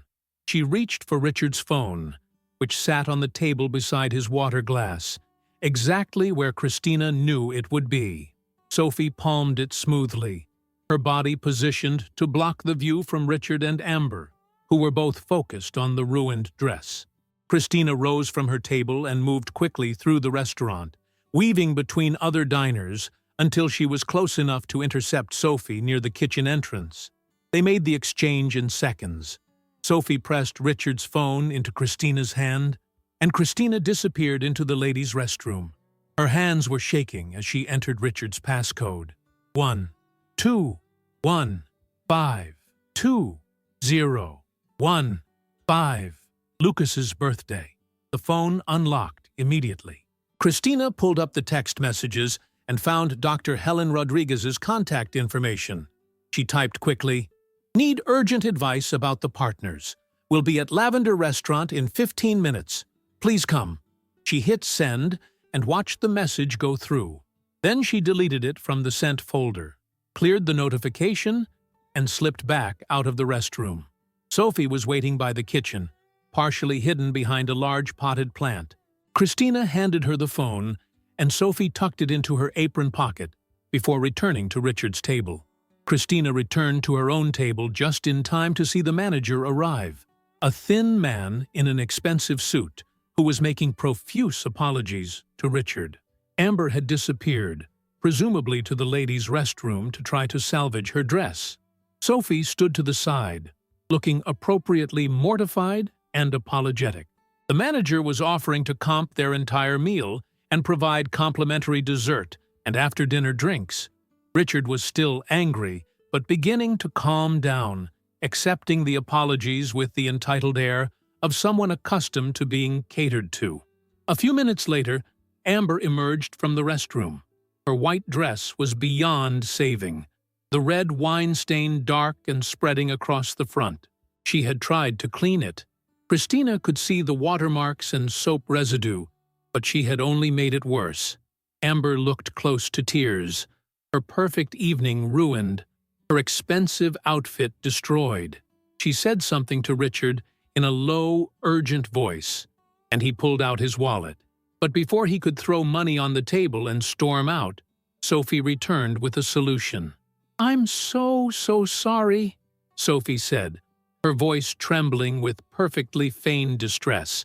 "The manager said we have an apron you can wear over your dress until you can get home.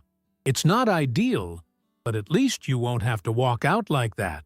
She held up a white kitchen apron, the kind that covered from chest to knees. Amber looked horrified, but what choice did she have?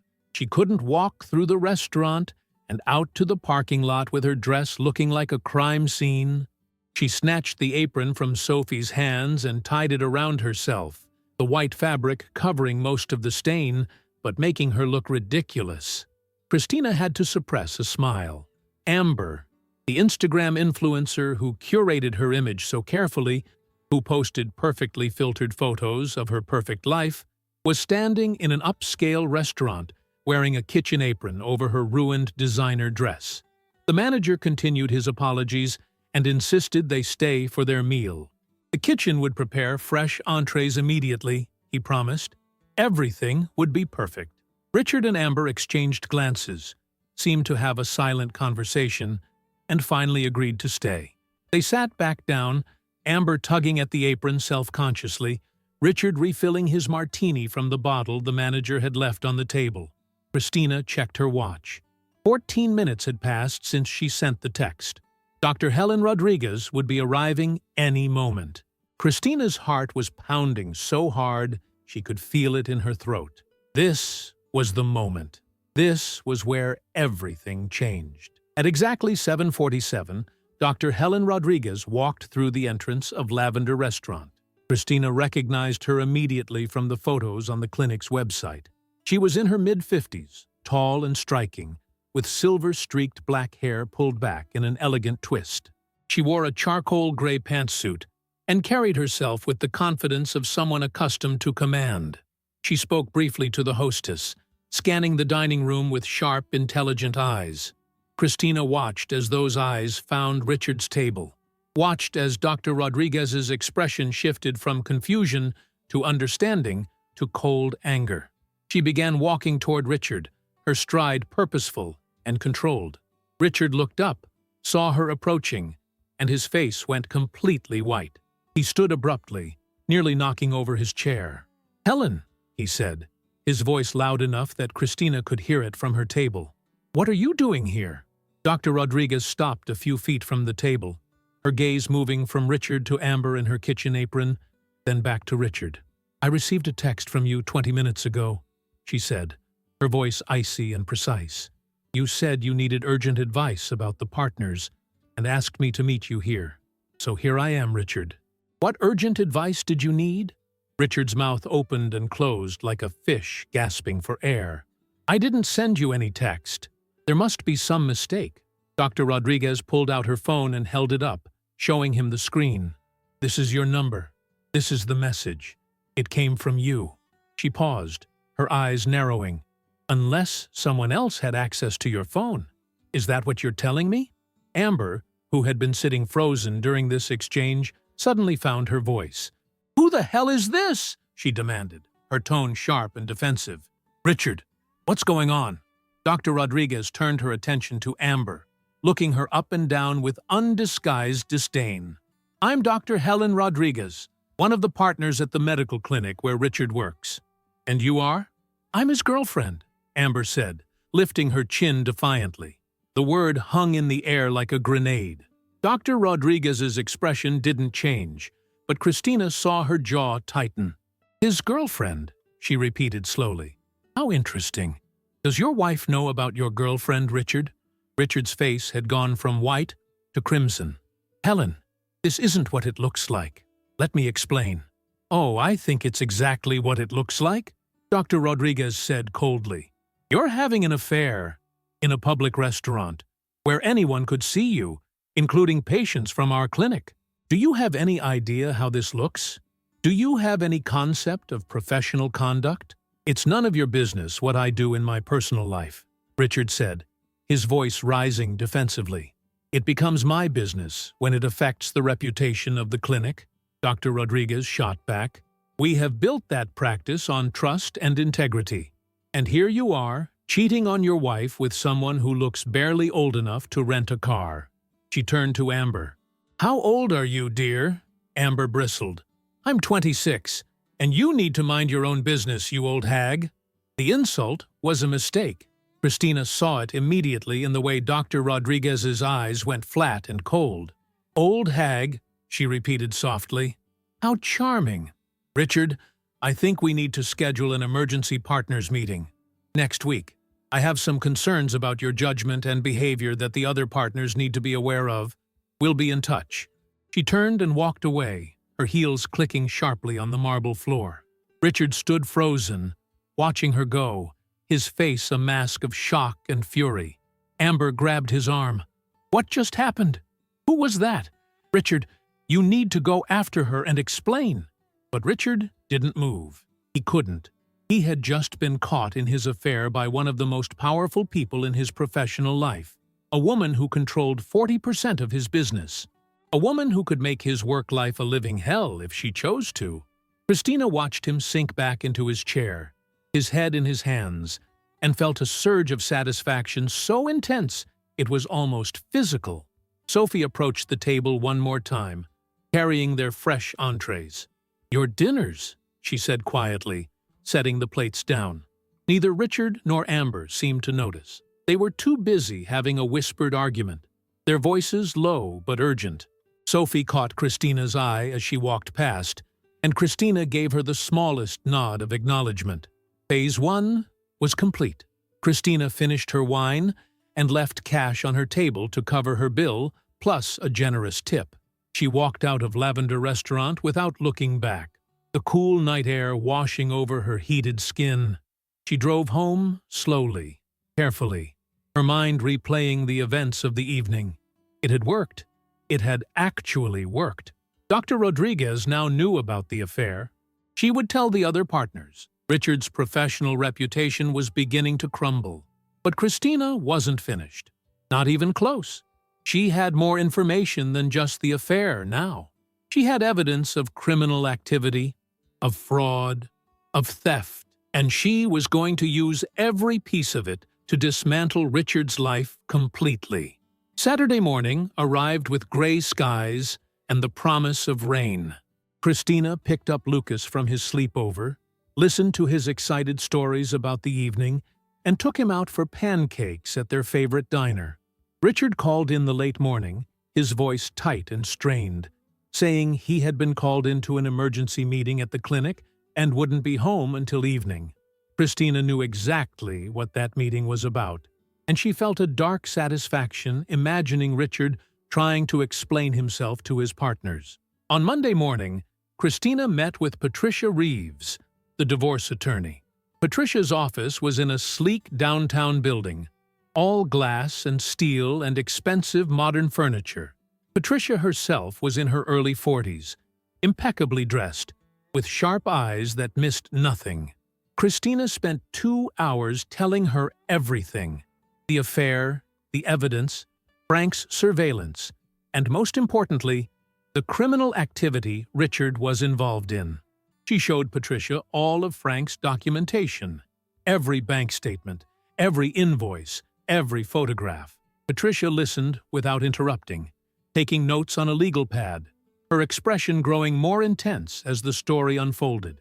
When Cristina finished, Patricia sat back in her leather chair and let out a low whistle. "Mrs. Hartwell, this is one of the most comprehensive cases I've ever seen come through my door. Your husband isn't just a cheating spouse. He's a criminal who has committed multiple felonies, healthcare fraud, theft, potentially money laundering. We're talking serious prison time if he's convicted." "Good," Cristina said simply. Patricia studied her for a long moment. "Before we proceed, I need to ask you something. What do you want out of this? Do you want a divorce with a favorable settlement? Do you want custody of your son? Do you want revenge? Because the path forward depends on your priorities." Cristina didn't hesitate. "I want all of it. I want full custody of Lucas. I want a settlement that gives me at least half of everything, maybe more considering what Richard has done. I want Richard to face legal consequences for his crimes. And yes, I want him to know that I'm the one who destroyed him. I want him to understand that he underestimated the wrong woman." Patricia smiled, and it was the smile of a predator scenting blood. "Then, let's get to work." They spent the next hour developing a strategy. Patricia explained that they would file for divorce on grounds of adultery, which in their state could affect the division of assets.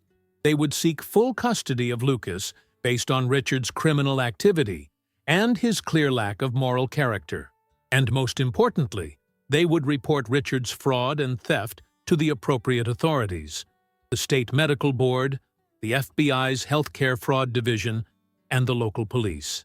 Patricia had contacts in all of these organizations, and she promised that Richard would be facing multiple investigations within weeks. "There's one thing you need to understand," Patricia said, as Cristina was preparing to leave.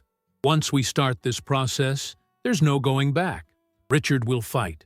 He'll hire expensive lawyers. He'll try to discredit you, claim you're mentally unstable, attack your character. It's going to get ugly."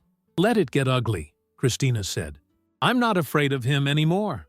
Over the next 2 weeks, Cristina moved through her life like a woman possessed. She taught her music classes, cared for Lucas, maintained the appearance of normalcy at home. But behind the scenes, she was building her case, brick by careful brick. Frank continued his surveillance and uncovered even more evidence of Richard's criminal activity. Patricia filed the divorce papers and began the process of reporting Richard's crimes to the authorities.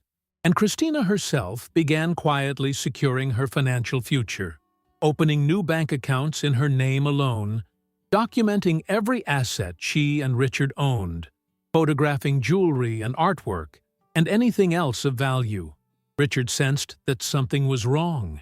He became paranoid and short-tempered, snapping at Cristina and Lucas over trivial things. He spent long hours at the clinic, came home late, drank more than usual.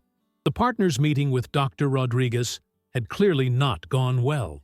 Cristina heard him on the phone one night, speaking in a low, urgent voice to someone, possibly his lawyer, discussing damage control and reputation management. On a Wednesday afternoon, exactly 3 weeks after Cristina had first seen Richard kissing Amber at that traffic light, federal agents and local police officers arrived at Richard's clinic with a warrant. They seized computers, files, financial records. They interviewed staff members. They escorted Richard out of the building in handcuffs, while his patients and colleagues watched in shock. The local news covered the story that evening. Prominent local doctor arrested for healthcare fraud and theft of controlled substances. Richard's carefully constructed facade shattered in a single afternoon. Cristina watched the news coverage from her living room, Lucas already asleep upstairs, and felt something that was equal parts relief and triumph. This was it. This was justice. Not perfect, not complete, but real. Richard's crimes were now public knowledge. His reputation was destroyed. His professional life was over. The next morning, Patricia called with an update. Richard is out on bail, but his assets have been frozen pending the investigation. He can't access his bank accounts, can't sell property, can't liquidate anything, and the medical board has suspended his license. He can't practice medicine while the investigation is ongoing. "What about the divorce?" Cristina asked. "We filed today. Based on everything that's happened, I'm confident we can get you full custody of Lucas and a very favorable financial settlement. Richard's lawyers might try to fight, but they're dealing with a client who's facing federal charges. They'll want to settle quickly and quietly." Patricia was right. Richard's lawyers contacted her within 48 hours, requesting a meeting to discuss settlement terms. Cristina agreed, and the following Monday, she found herself sitting across a conference table from Richard and his legal team. Richard looked terrible, his face drawn and gray, his eyes hollow. He wouldn't meet Cristina's gaze. The negotiation was brutal and efficient. Patricia demanded full custody of Lucas, which Richard's lawyers agreed to immediately. She demanded 70% of their marital assets, citing Richard's adultery and criminal activity as grounds for an unequal division. Richard's lawyers countered with 60%. They settled on 65%. Cristina would get the house, the majority of their savings, Richard's share of his retirement accounts. Richard would be allowed supervised visitation with Lucas, provided he wasn't in prison. When the papers were signed and notarized, Cristina finally allowed herself to look at Richard. He was staring at her now, his expression a mixture of disbelief and something that might have been respect. "How did you do this?" he asked quietly. "How did you find out about everything?" Cristina smiled, cold and satisfied. "You underestimated me, Richard. You thought I was weak and stupid, and so desperate for your approval that I would never stand up for myself. You thought you could lie and cheat and steal, and I would just accept it. You were wrong. Was it worth it? Richard asked, his voice bitter. Destroying me like this? I'm going to prison, Cristina. I'm going to lose everything. You already lost everything, Cristina said quietly. The moment you chose to betray me and our son, you lost everything that mattered. I just made sure everyone else could see it too. She stood up, gathered her things, and walked out of the conference room without looking back. Patricia followed, and once they were in the elevator, Cristina finally allowed herself to breathe. It was done. It was really done. The divorce was finalized 6 weeks later.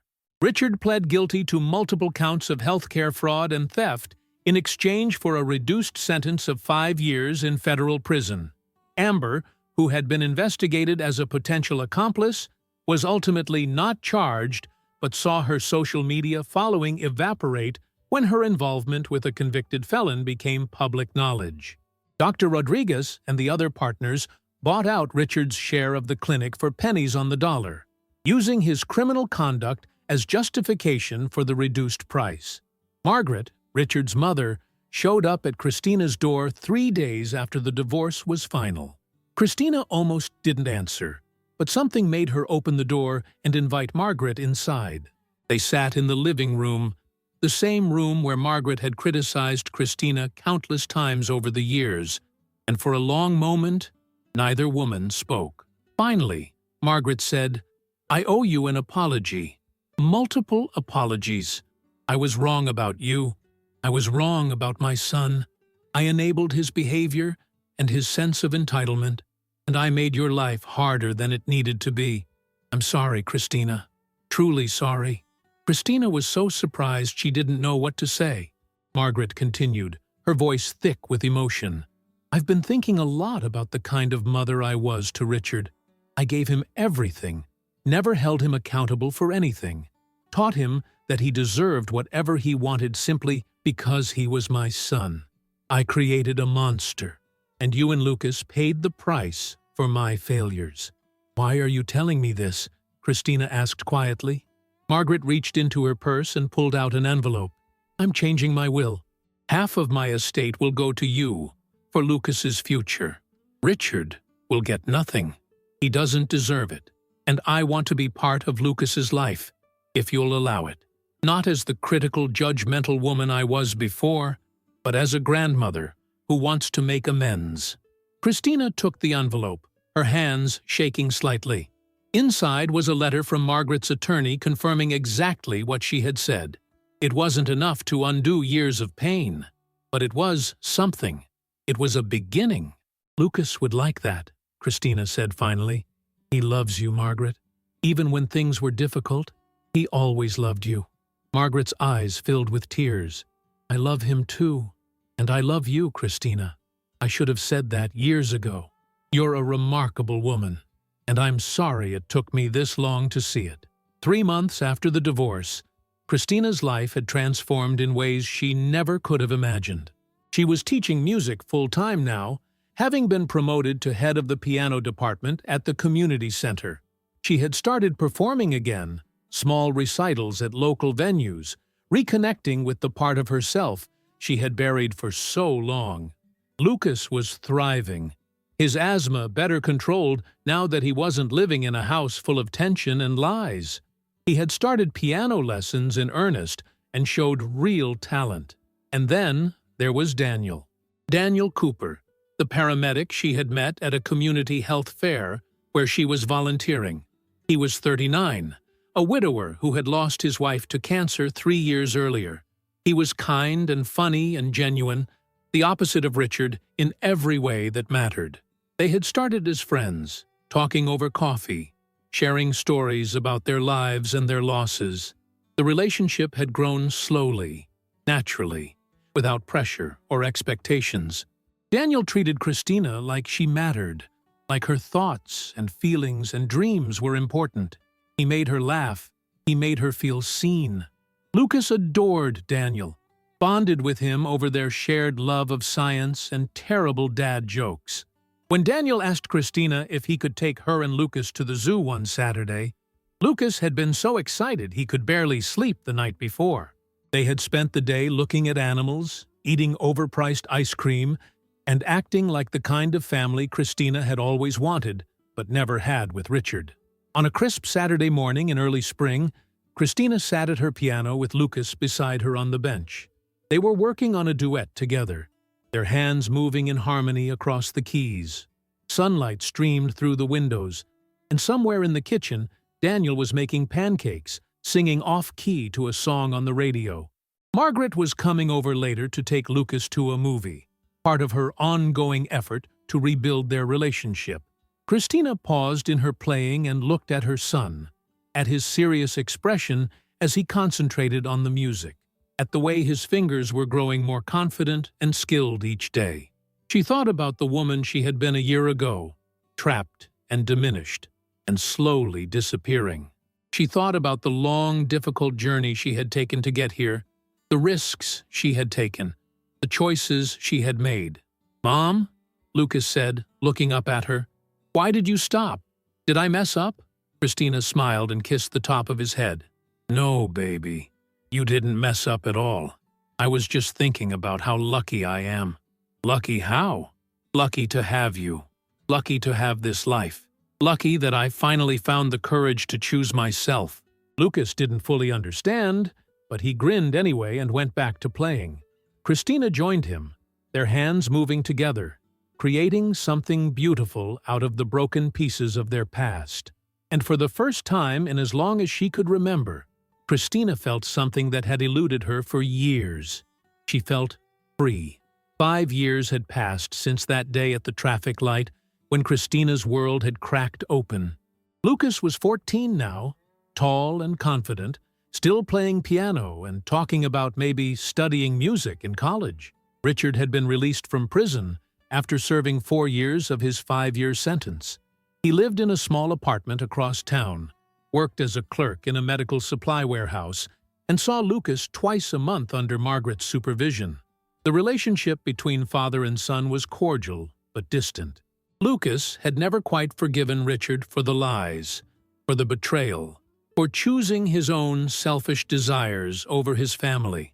Cristina had married Daniel 2 years after her divorce was finalized. It had been a small ceremony in Margaret's garden, with Lucas as the ring-bearer and Patricia as the maid of honor.